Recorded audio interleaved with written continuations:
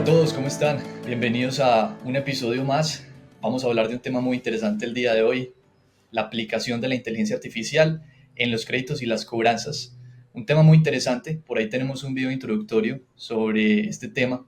Hablamos con Facu un poco de eso, pero en esta nueva serie vamos a estar profundizando mucho más en este tema, desde desafíos éticos, la aplicación, hasta la implementación. Un tema muy interesante, José, ¿cómo estás? ¿Entusiasmado? Hola Dani, ¿cómo estás? Sí, sí, entusiasmado, es un tema que a mí me encanta, me apasiona, y además porque hoy contamos con la presencia de un experto en la materia. Está con nosotros Federico Ursi, que tiene más de 15 años de experiencia en lo que es desarrollo de modelos tradicionales y de analítica avanzada. Fede, ¿cómo estás? ¿Querés presentarte? ¿Qué tal, José, gracias, Dani. Sí, efectivamente llevo ya bastante tiempo trabajando, desarrollando modelos de riesgo de crédito para el sector financiero, tanto como dijiste, tradicionales, primero eran de regresión logística o modelos expertos, y en los últimos años ya con algoritmos de aprendizaje automático de inteligencia artificial, tanto para evaluación de riesgo de crédito o para optimización de procesos de cobranza. Bienvenido. Bueno, como decía Dani recién, este es un episodio más dentro de una serie que vamos a estar sacando. Y en este episodio nos vamos a centrar en los tipos de modelos de inteligencia artificial que hay tanto para crédito como para cobranza. Primero vamos a ver un poco en general y después vamos a andar un poco más en algunos puntos de cobranza. Pero Fede, si tuvieras que eh, categorizarlos o explicarnos qué tipos de modelos hay, ¿qué nos podés contar al respecto? Sí, mira, los principales modelos además que permiten utilizar estas técnicas de inteligencia artificial son, por ejemplo, los modelos de originación, que son los que se utilizan para evaluar la capacidad crediticia de un solicitante en el momento de la originación del crédito, que se suele utilizar con datos históricos para predecir la probabilidad de default o la probabilidad de que un solicitante cumpla con sus obligaciones crediticias. Una vez que ya el cliente pertenece a la organización, se suelen desarrollar modelos de comportamiento, que son modelos que analizan el comportamiento del cliente una vez que se otorgó el crédito y ayudan a predecir el riesgo futuro basándose en el comportamiento de pago actual del cliente, por ejemplo, pagos atrasados o pagos anticipados, y suelen ser los modelos que se utilizan para la gestión de los clientes. Otros modelos que te puedo mencionar son los modelos de contactabilidad, que se utilizan para determinar la mejor manera y el mejor momento para contactar a los clientes en caso de que exista un retraso de pago o para prevenir los retrasos en los pagos. Y estos combinan tantos datos históricos del contacto como patrones de comportamiento de los clientes. Otro tipo de modelos que se suele desarrollar con técnicas de inteligencia artificial son los de propensión, que se utilizan para predecir la probabilidad de que un cliente tome una acción específica, por ejemplo, aceptar una oferta de refinanciamiento, responder a una campaña de marketing, y en general se utilizan para segmentar a los clientes o para personalizar ofertas. Y los últimos que quiero mencionar en esta oportunidad son los de rentabilidad, que ayudan a identificar qué clientes son más rentables a largo plazo para la institución. Y no solo se considera la probabilidad de default o de incumplimiento, sino también el valor potencial del cliente a lo largo del tiempo. Bien, o sea, esos serían como los mundos donde se adentra este tipo de técnica. Bueno, antes de enfocarnos por ahí puntualmente en la cobranza, si tuviéramos que ver cómo se clasifican los algoritmos propiamente de inteligencia artificial, ¿cómo serían? Entiendo que hay supervisado, no supervisado, ¿cómo sería un poco toda esa apertura? Sí, efectivamente, en general hay una clasificación básica que se suele utilizar para el tipo de acuerdo al tipo de aprendizaje. Están los algoritmos basados en aprendizaje supervisado que se usan cuando los datos están, como se denomina técnicamente, etiquetados para entrenarse. Es decir, vos tenés un flag o un target que querés predecir, por ejemplo, que si va a haber un default o no en un determinado ventana de tiempo, en un determinado periodo de tiempo. Y en créditos y cobranzas se pueden utilizar para predecir la probabilidad de incumplimiento de un solicitante en los modelos de originación que recién te comenté, o para evaluar el riesgo de un cliente actual en un modelo de comportamiento. Hay distintos algoritmos que se utilizan dentro del aprendizaje supervisado, como por ejemplo la regresión logística, que se viene utilizando hace más de 40 o 50 años, que es para estimar la probabilidad de un evento binario, de un incumplimiento de pago o de no pago. Luego hay herramientas de árboles de decisión que se utilizan para segmentar los datos dentro de grupos homogéneos. Y más moderno y últimamente se viene utilizando el Random Forest, que es una técnica de Bootstrap Aggregation, como se llama, o técnicas como XGBoost, que son técnicas que se hacen muchos árboles de decisión y cada árbol va corrigiendo los errores que cometió el árbol anterior y así se mejora la predicción. Y el último que se suele utilizar, que es muy importante, es la máquina de soporte vectorial, o Support Vector Machine por las siglas en inglés, que se utilizan tanto para problemas de clasificación como para problemas de regresión. Eso en cuanto a aprendizaje supervisado.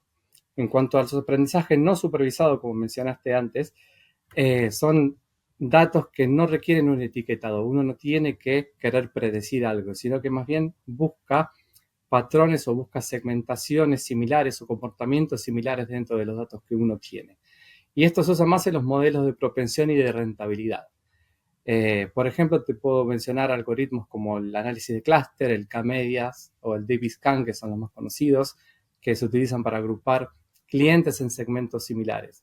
Luego hay otras técnicas como análisis de componentes principales para reducir dimensionalidad de datos, es decir, cuando hay mucha gran cantidad de datos, se utilizan estas técnicas o mapas autoorganizados para visualizar datos complejos.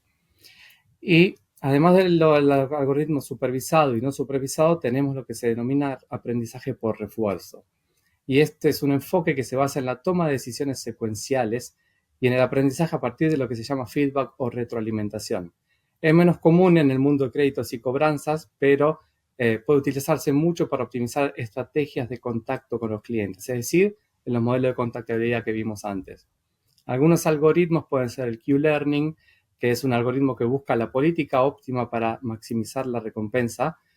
Luego hay otro algoritmo muy conocido que es el DQN, que utiliza Deep Q Networks, que es una extensión del Q-Learning, que utiliza redes neuronales profundas. Y por último te puedo mencionar los algoritmos de política proximal, o PPO por las siglas en inglés, que sirven para encontrar políticas de toma de decisiones en entornos complejos. Estas serían las clasificaciones principales de algoritmos supervisado, no supervisado y de aprendizaje por refuerzo. Excelente, mucho más de lo que yo conocía. Qué gran mundo. Fede, volviendo un poquito para atrás, cuando hablábamos del mundo donde vamos a aplicar este tipo de modelos, si tenemos que hablar un poco sobre las fuentes de datos, los tipos de datos o los orígenes de datos, ¿cómo podemos abordarlo? Es crucial no solo el origen de los datos, la calidad de los datos para el éxito de los modelos, porque por más potente que sea el algoritmo, por más avanzado que sea, con datos de baja calidad no vas a poder tener un buen modelo. Y luego, de acuerdo al tipo de modelos que mencionamos antes, ya sea de originación o de comportamiento, se suele utilizar diferentes tipos de datos. Por ejemplo, para los modelos de originación se suele utilizar datos históricos crediticios de los que aplican a los créditos, información demográfica, socioeconómica, historial de empleos y de ingresos. Es decir, se suelen utilizar bloques de información y a partir de esos bloques utilizar las variables más predictivas para obtener un score de originación que tenga una buena performance. Para los modelos de comportamiento, una vez que ya es cliente, se suele utilizar el historial de pagos, datos transaccionales, datos de uso de productos financieros, las interacciones previas con el servicio al cliente. Para los modelos de contactabilidad tenemos los registros de contacto anteriores, ya sea llamadas, emails, SMS, WhatsApp o, de acuerdo al país, el tipo de contactos que se utilicen, respuestas y patrones de comunicación con el cliente, datos de comportamiento en canales digitales. En cambio, en los modelos de propensión se suele utilizar, por supuesto, el historial de respuestas a la campaña de marketing. Estos son modelos más difíciles porque en general las tasas de respuesta suelen ser bajas y los datos suelen estar desbalanceados. El comportamiento de compra, la utilización de productos, datos sociodemográficos, psicográficos. Y por último, para los modelos de rentabilidad se suelen utilizar datos de ingresos, de gastos, historial de uso de productos y servicios financieros, y luego las proyecciones de valor a largo plazo del cliente, que es lo que queremos obtener con este tipo de modelos de rentabilidad. Buenísimo. Dani, déjame hacer una pregunta más y ya te dejo para que tomes un poco vos la palabra también. Fede, nosotros en alguno de los videos que tenemos en Academy hablamos sobre segmentaciones nos parece muy importantes al momento de separar carteras para tratarlos de formas diferenciadas, para no tratar, digamos, a todos los clientes por igual. ¿Cómo es en este mundo de los algoritmos de inteligencia artificial? ¿Qué opinas vos sobre el uso de segmentaciones? ¿Qué tipo de segmentaciones existen? Sí, por supuesto la segmentación es fundamental en las cobranzas porque te va a permitir adaptar las estrategias de contacto y de recuperación de deudas según las características y comportamientos de los grupos de clientes. Hay segmentaciones que pueden ser expertas y otras que son estadísticas, para los cuales sí se utilizan algoritmos de inteligencia artificial. Te voy a mencionar los principales tipos de segmentación. Tenemos por un lado, por ejemplo, la segmentación demográfica, que agrupas a los clientes de acuerdo a características demográficas como edad, género, ingresos, nivel educativo. Por supuesto, esto tiene que estar en línea con las regulaciones en el país donde se hace el tipo de segmentación. Porque, bueno, en algunos sitios está prohibido segmentar por edad o por género. Luego tenemos la segmentación geográfica, que nos sirve para clasificar a los clientes de acuerdo a la ubicación geográfica. Esto también es importante tener en cuenta dónde se está operando, porque en algunos países como Estados Unidos no se puede utilizar la segmentación por código postal. Y esto puede influir en las estrategias de contacto y en las preferencias de comunicación, además de los clientes. Un tipo más moderno es la segmentación psicográfica, que se basa en características psicológicas como el estilo de vida, los valores o las actitudes, y ayuda a entender las motivaciones detrás del comportamiento del cliente. Y luego la más moderna de todas, que está hace unos años, que se utiliza bastante, es la segmentación conductual, que se enfoca en el comportamiento del cliente con hábitos de pago, frecuencia de compras, respuesta a campañas anteriores. Y este tipo de segmentación sí es particularmente útil en las cobranzas. Hay una variación del que se denomina segmentación conductual modernizada, que utiliza datos detallados sobre el comportamiento del cliente para crear segmentos dinámicos y muy específicos. Y esto lo podemos combinar con el tema que tratamos antes, como los algoritmos de aprendizaje no supervisado. Acá se utilizan técnicas como el K-medias o el clustering jerárquico y son herramientas clave para definir este tipo de segmentación. Por ejemplo, un modelo de segmentación conductual podría identificar a un grupo de clientes que consistentemente pagan tarde, pero por ejemplo responden bien a un recordatorio por SMS 2 días antes del vencimiento. Entonces, te permite adoptar tus tácticas de cobro en consecuencia de este tipo de segmentación.